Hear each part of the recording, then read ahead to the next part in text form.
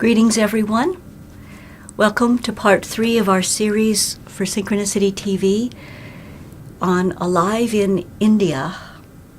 I spent 3.5 months in India and gained a very holistic perspective on life and death. And at the end of our part 2, the epiphany of going to Benares that I described was that there was in fact no death, that life was eternal, because in Benares there's not a mourning of death happening around the clock, but a celebration of death, because they burn bodies there, right there on the Ganges. So that was a real eye-opener for me and a very direct experience of the eternality of life and death existing simultaneously. So as we headed back to Mumbai, Christmas season is approaching. And in India, they celebrate every holiday thoroughly, any excuse for a celebration. So Christmas is celebrated in India, especially at the big hotels where there are many Westerners.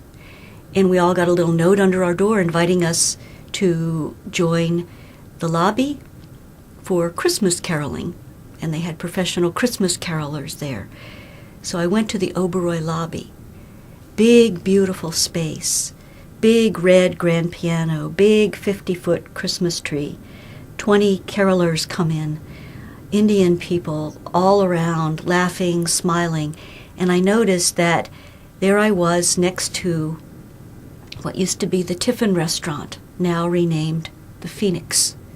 The Tiffin restaurant is where the terrorists attacked in November of 2008. And everyone in that restaurant, except for 4 people, were killed, including my husband and daughter. But there we were here in 2010, and the Phoenix restaurant is filled with people eating, talking, laughing, and there's Christmas carols being sung. Jingle bells. There in Mumbai, India, jingle bells. And for me, it just shifted me into a completely different reality, because of the experience of the Mumbai terrorist attacks in 2008 into the present moment extremely fully and totally, in a way I had never really been before. And it opened something up for me, and I found myself just smiling and really enjoying myself sitting there in that environment. Because the present moment is here and now, and there are no stories in that moment. There are no stories. There is no death in that moment. There was only life in that moment. And that was a very celebratory experience. Now, to go one step further, I have 2 friends who actually went into the Phoenix restaurant and sat and had a meal there. And when they told me this, I found myself contracting, thinking, oh my, I could never go in there and do that. It would be much too emotional for me. But they showed me another perspective. One of them said they simply went in and they felt that wave of sadness, and then they drank a toast to Alan and Naomi and went on with their meal. The other person was actually injured in that restaurant. She was under the table and injured. She was right there. But she went in and she said, you know what? That only lasted for a few minutes, really.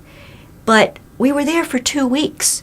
Day after day, meal after meal, we sat there laughing and talking and having the greatest time, playing little games, sharing experiences, and that's what I chose to remember when I went into that restaurant. And that was another eye-opener. I thought, well, okay. And then New Year approaches. And I was having the recurring thought, it's a new year. And here we are launching One Life Alliance as a response to the Mumbai terrorist attacks to honor the oneness and sacredness of life. The focus is about life, an affirmation of life, because life is sacred. And I thought, okay. I had these images in my mind. Every time I went past that restaurant, I kind of shuddered inside, because I was imagining that night and all of these, sounds very gruesome, but it's what happened. All these bodies lying on the floor. And and I quickly would go past. So I decided, time to leave that story behind.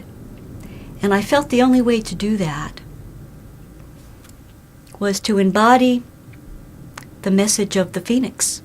That restaurant was renamed the Phoenix. How appropriate. The Phoenix is a mythical bird that rises from the ashes of its own death. So I decided on New Year's Day to launch the new year so that I could move forward most powerfully with the message of One Life Alliance by going into the Phoenix and actually sitting down and having a meal there. And by doing so, I would be honoring the sacredness of life and making that my focus.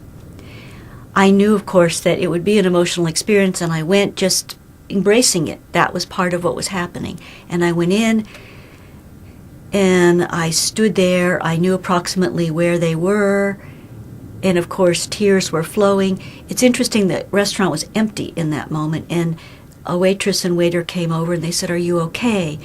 And I just stood there. I couldn't speak. And I just simply put my hands together and looked down at the table, and they both knew exactly. And they said, "Oh."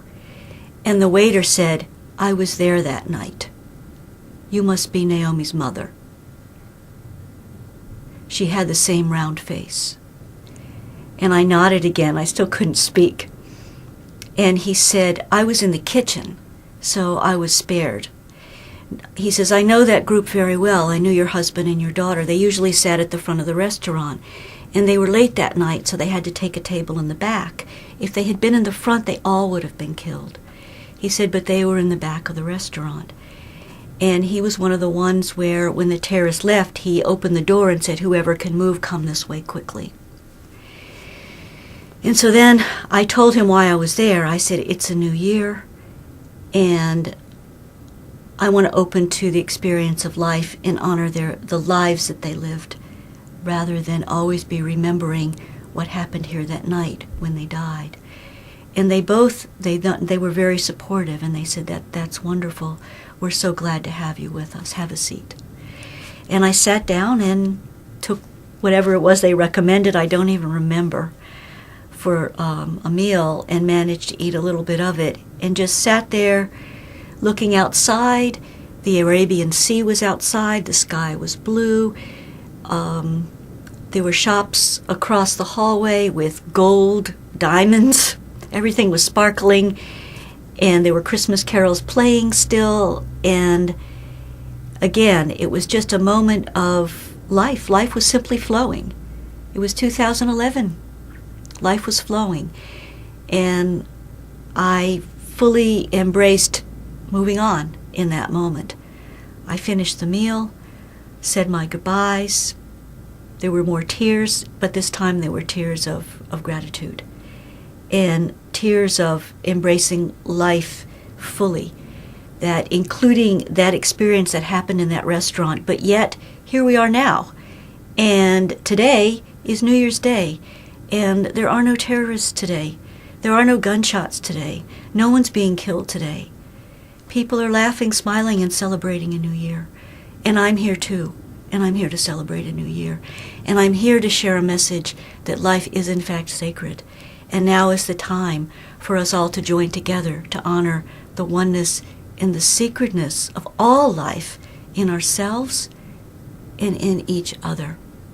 In this moment and in every moment. So in conclusion, I leave you with that message and invite you to join me in this on a daily basis, opening to life as it is in the moment, because life is full and vibrating with love in that sacred space. And when we're living from that space, that's what we bring to our world. And from that space is only love, which is the greatest contribution we can make. So I'm very grateful to be able to share this with you, and I look forward to sharing with you again next month. Thank you.